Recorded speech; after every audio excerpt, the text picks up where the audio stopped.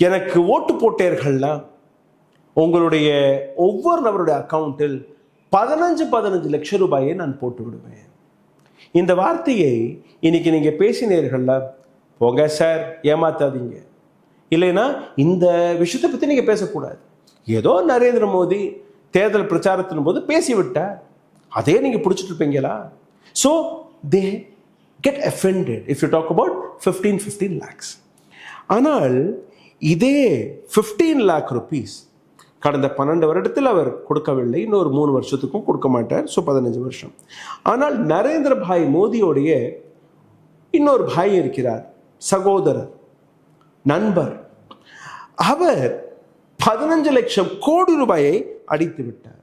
15 lakh crore rupeesக்கான இந்த ஊழல். நம்பிக்கை இல்லை இல்லையா? இந்த படத்தை பாருங்கள். ராஜேஷ் ஜுவல்ஸ் எழுதி இருக்கு. அந்த படத்தில் ஒரு 6 நபர்கள் நிற்கிறார்கள். லெஃப்ட்ல இருந்து முதல் நபர் ராஜேஷ், ரெண்டாவது நரேந்திர மோடி அவர்கள். அப்போ இவர்களுடைய பழக்க வழக்கம் நீண்ட நாட்களுக்கான பழக்க வழக்கம்.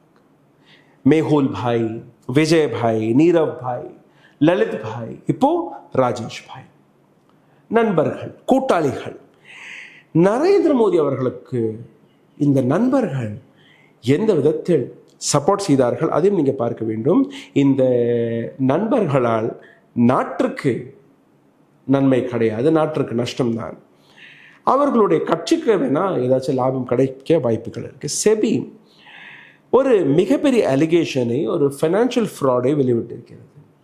இந்த ஃபைனான்சியல் ஃப்ராடை நீங்க பார்த்தீர்கள்னா, செபி 7 மாதங்கள் வரை இன்வெஸ்டிகேஷன் செய்து, 7 மாதங்களுக்கு முன்பு மாதவி புஜை பற்றி ஏராளமான அலிகேஷன் உங்களுக்கு தெரியும். 2024ஆம் ஆண்டு மாதவி புரி, சேர்பர்சன் ஆஃப் செபி, அவரிடம் ஒரு கம்ப்ளைண்ட் வந்திருக்கிறது. இந்த கம்ப்ளைண்ட் மீது 7 மாதங்கள் வரை அந்த ஃபைலை நகற்றாமல், அந்த ஃபைலை பற்றி பேசாமல், செபி ராஜேஷ் எக்ஸ்போர்ட்டுடைய அந்த ஷேர்ஸ்களை தடுத்து நிறுத்தாமல் இந்த நாட்டு மக்களை ஏமாத்திருக்கிறது. இந்த நாட்டு எல்ஐசி வழியாக மக்களுடைய பணத்தை முழுக வைத்திருக்கிறார்கள். எல்ஐசியுடைய ஷேர் வெறும் 1.99%, அதாவது 2% ஷேர் தான் இதில் இருந்தது 2016ஆம் ஆண்டு. மார்ச் மாதம் 31ஆம் தேதி 2026ஆம் ஆண்டு நீங்க பார்த்தீர்கள்னா எல்ஐசியுடைய ஷேர் 10.8%, அதாவது 11% எல்ஐசியோடைய பணம் இதுல போட்டிருக்கிறார்கள். அப்போ இந்த பணம் யாருடைய பணம்? மக்களுடைய பணம். மக்களுடைய பணம் இன்னைக்கு finished. 2023ல இந்த கம்பெனியோடைய cap, market cap was at 28,000 crore. 28,000 கோடி ரூபாய் இந்த கம்பெனியுடைய மார்க்கெட் ஷேர். 5ஆம் தேதி ஜூன் மாதம் இந்த கம்பெனியோடைய மார்க்கெட் கேப் 28,000 சரிந்து வெறும் 3,000 கோடி ரூபாயாக சரிந்து விட்டது. அதாவது நேரடியாக 25,000 கோடி ரூபாயை முழுக வைத்து விட்டது இந்த கம்பெனி. இந்த கம்பெனி என்னெல்லாம் செய்தது அதை நீங்க பார்க்க வேண்டும். ஒரு ஷேர் ஹோல்டர் இந்த கம்பெனியில் இன்வெஸ்ட் செய்த நபர் மார்ச் மாதம் 2024ஆம் ஆண்டு மாதவி புரி அவர்களுக்கு ஒரு இமெயில் எழுதுகிறார், செபிக்கு ஒரு இமெயில் எழுதுகிறார். இந்த மாதிரி எல்ஐசியோடைய பணமெல்லாம் போட்டிருக்கார்கள், எங்கள் போன்ற ஏராளமான நபர்கள் பணத்தை போட்டிருக்கிறார்கள். ராஜேஷ் எக்ஸ்போர்ட் அதை பற்றியும் நான் எடுத்து காட்டுகிறேன். ஆனால் இந்த கம்ப்ளைண்ட்ல என்ன எழுதியிருக்குன்னா, இந்த மாதிரி இர்ரெகுலாரிட்டிஸ் அங்கே நடக்கிறது, கொஞ்சம் கவனிச்சு பாருங்க. ஷேர் ஹோல்டர்ஸ்க்கு பணமெல்லாம் வருவதில்லை, பெரிய பெரிய டிரான்சாக்ஷன்கள் நடக்கிறது என்று. ஆனால் செபி எந்த விதமான இன்வெஸ்டிகேஷனுமே செய்யவில்லை. 2015ஆம் ஆண்டு இதற்கு மேலே நான் உங்களுக்கு பல்வேறு விஷயங்கள் எடுத்துக்காட்ட போகிறேன். அதனால் நீங்கள் ரொம்பவே கவனமாக இந்த வீடியோவை பாருங்கள். ராஜேஷ் எக்ஸ்போர்ட் 2015ஆம் ஆண்டு ஒரு கோல்ட் ரிஃபைனரி இருக்கு சுவிட்சர்லாண்டில். $400 மில்லியன் கேஷ்ல இந்த டிரான்சாக்ஷன் நடந்திருக்கு. $400 மில்லியன் இன்வெஸ்ட் செய்து முழுமையாக இந்த கம்பெனியை வாங்குகிறார்கள். ஒரு இந்தியன் கம்பெனி. யார் இந்த கம்பெனி?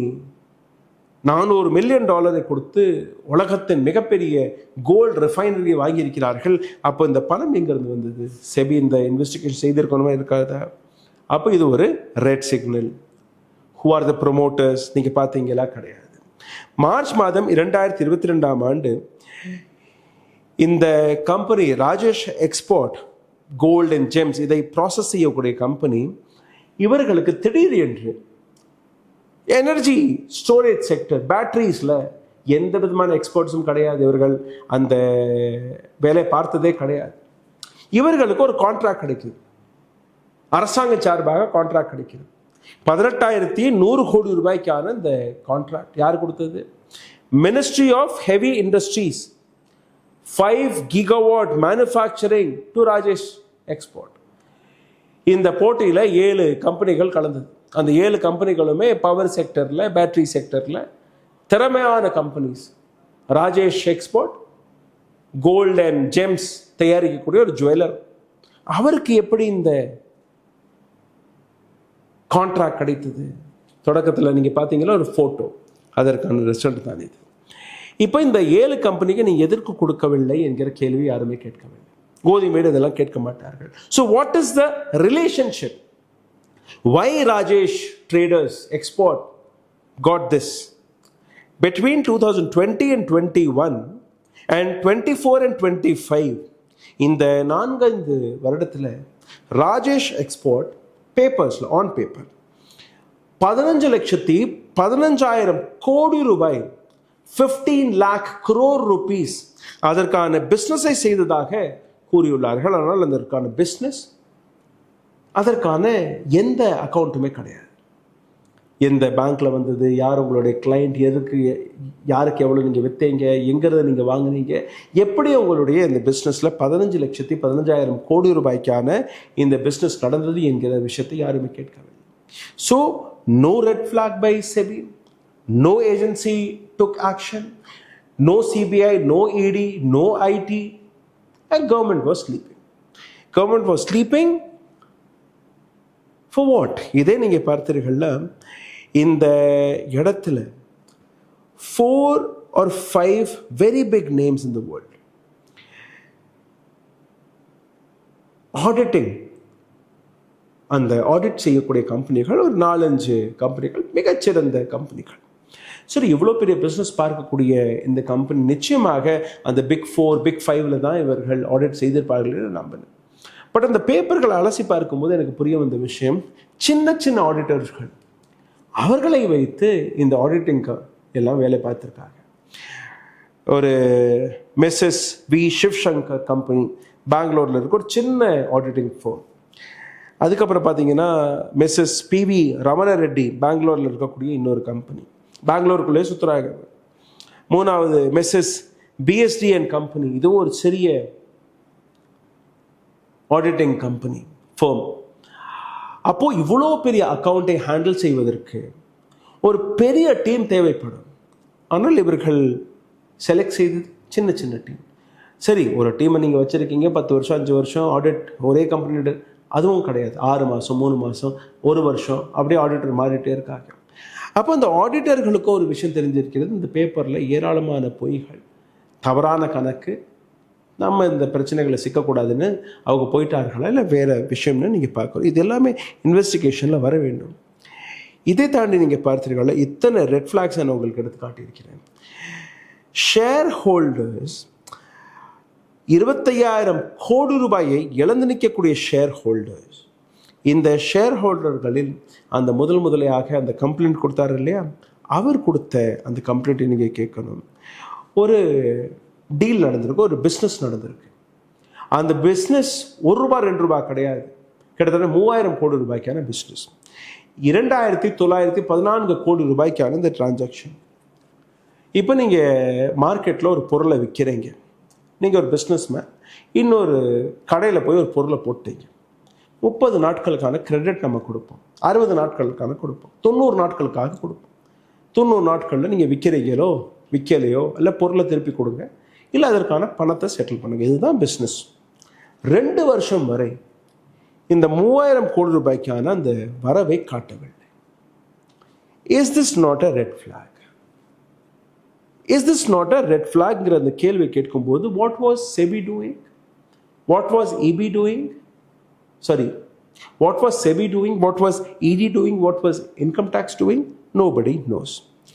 இந்த இடத்துல நீங்கள் பார்த்தீர்கள்னா அக்டோபர் மாதம் 2024 அதிலிருந்து 7 மாதங்கள் வரை செபி அந்த ஃபைலில் உட்கார்ந்து கொண்டு எந்த விதமான ஆக்ஷன் எடுக்காமல் இந்த பிரச்சனை கொஞ்சம் சூடுபிடிக்கும் போது செபி இன்னொரு auditing firm BDO India service என்கிற அந்த ஆடிட்டிங் ஃபார்மிடம் இந்த கம்பெனியை பற்றி ஒரு இன்வெஸ்டிகேஷன் செய்வதற்கான ஒரு பொறுப்பை கொடுத்திருக்கிறார்கள்.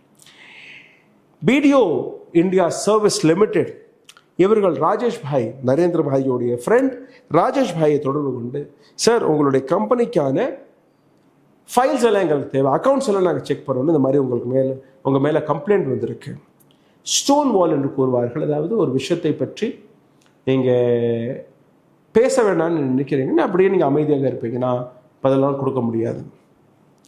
இப்போ ராஜேஷ் பாய், நரேந்திர மோடி பாய் அவருடைய நண்பர் ராஜேஷ் பாயிடம் போய் இந்த கம்பெனி கேள்வி கேட்குது, இந்த ஆடிட்டிங் ஃபார்ம் கேள்வி கேட்குது, உங்களுடைய அக்கௌண்ட்ஸ் எல்லாம் காட்டுங்க. ராஜேஷ் பாய் சேஸ் அதில் ERP சிஸ்டம் இருக்குது, புக்ஸ் இருக்குது, ஜேர்னல் டம்ப் இருக்குது, அக்கௌண்ட்ஸ் இருக்குது. He says no, I will not give you anything because foreign, வெளிநாட்டில் எங்களுடைய கம்பெனி இருக்குது, வெளிநாட்டில் இருக்கக்கூடிய கம்பெனி நான் எங்களுடைய அக்கௌண்ட்லாம் கொடுத்துட்டோம்னா அந்த நாட்டில் இருக்கக்கூடிய சட்டத்திற்கு எதிராக இருக்கும், அதனால உங்களுக்கு நாங்கள் கணக்கை கொடுக்க முடியாது. பெங்களூரில் இவருடைய கடை இருக்கு, கம்பெனி இருக்கு, இந்த நாட்டில் தான் வசிக்கிறாரு. அப்போ இந்த நாட்டுடைய சாவர்னிட்டியை தாண்டி, இந்த நாட்டுடைய செக்யூரிட்டியை தாண்டி இன்னொரு நாட்டுடைய லா அண்ட் ஆர்டர் மிஸ்மேட்ச் ஆகிவிடும், அதற்கு எதிராக நான் போக முடியாது என்று கூறியிருக்கிறார். அது ஆக்செப்டன்ஸ் செய்திருக்கிறது SEBI. So forensic company, forensic report, கம்பெனியோடைய அக்கவுண்ட்ஸ் அதற்கான இது போன்ற ஒரு லேம் எக்ஸ்கியூஸை கொடுத்திருக்கிறார்கள். Non cooperation movement, non cooperation movement Mahatma காந்தியோடைய நான் கோஆப்ரேஷன் மூமெண்ட் வேற, இது மோடியோடைய நண்பர்களுடைய நான் கோஆப்ரேஷன் மூமெண்ட் வேற. we do business abroad so we cannot give you anything. So யாருடைய பணம் முழுகியது? எல்ஐசியோடைய பணம் முழுகியது, என்னுடைய பணம் முழுகியது, ஃபைனான்ஷியல் இன்வெஸ்டர்ஸ்களுடைய பணம் முழுகியது, FII ஸ்மால் இன்வெஸ்டர்ஸோடைய பணம் முழுகியது. இந்த ஒட்டுமொத்த விஷயத்தில் நீங்கள் பார்த்தீர்கள்னா ஒரு கம்பெனி ரெஃப்யூஸ் செய்கிறதுனா எந்த விதமான கணக்கையும் கொடுக்க முடியாது. ஜூன் மாதம் 3ஆம் தேதியிலிருந்து இன்னைக்கு வரை இந்த நபரை கைது செய்யவில்லை. வால்காம்பி என்கிற ஒரு கம்பெனியை வாங்கினார், அதற்கு எந்த கேள்வியும் கிடையாது. பப்ளிக்கலி லிஸ்டட் கம்பெனி, இந்தியாவுடைய பப்ளிக்கலி லிஸ்டட் கம்பெனி $400 பில்லியன் கொடுத்து எந்த லோனும் கிடையாது, அப்படியே கேஷ் அக்கவுண்ட் டிரான்ஸ்ஃபர் கம்பெனியை வாங்கிட்டார்கள். அப்போ ஃபாரன்சிக் ஆக்ஷன் எதற்காக எடுக்கப்படவில்லை என்கிறது கேள்வி. National financial report authority NFRA இந்தியாவில் இருக்கு, எங்கே இருக்கிறார்கள் தெரியாது. செபியோடைய டாக்குமெண்ட்ஸ் எங்கே இருக்கு யாருக்குமே தெரியாது. 15 லட்சம் கோடி ரூபாய்க்கான ஒரு டிரான்சாக்ஷன் நடக்கிறது, ஒரு பிஸ்னஸ் நடக்கிறது. அந்த பிஸ்னஸை கண்டுபிடிப்பதற்காக FIU ஃபைனான்ஷியல் இன்டெலிஜென்ஸ் யூனிட் வேலை பார்த்தார்களா, இன்வெஸ்டிகேஷன் செய்தார்களா தெரியாது. SFIO serious fraud investigation office, they didn't work.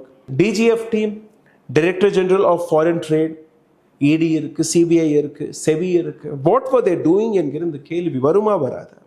Political cases ஆக இருக்கட்டும், they work 24/7. But Rajesh export 900 ரூபீஸ்ல இருந்த அந்த ஷேர் இன்னைக்கு நீங்க பார்த்தீர்கள் வெறும் 80-90 ரூபாயில முடக்கப்பட்டிருக்கிறது. 25,000 கோடி ரூபாய் மக்களுடைய பணம் இங்கே அளிக்கப்பட்டிருக்கிறது, முழுகி இருக்கிறது.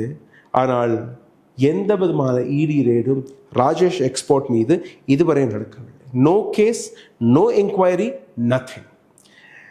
And our agencies, ED, CBI, IT, SEBI, police, court, judiciary, government, everyone is sleeping. சிந்தித்து பாருங்கள். நன்றி, வணக்கம். ஊடகம் கார்ப்பரேட் அரசியல்வாதிகளின் கைப்பாவையாக அடிமைகளாக இருந்தது போதும். இனி சாட்டை எடுத்து சுழற்றும் நேரம் வந்துவிட்டது. ஊடகம் பொதுமக்களாகிய உங்களுக்காக உங்களாலேயே இயக்கப்பட வேண்டும். ஊடக சுதந்திரத்திற்காக உங்களின் பங்களிப்பை இன்றே அளித்திடுங்கள்.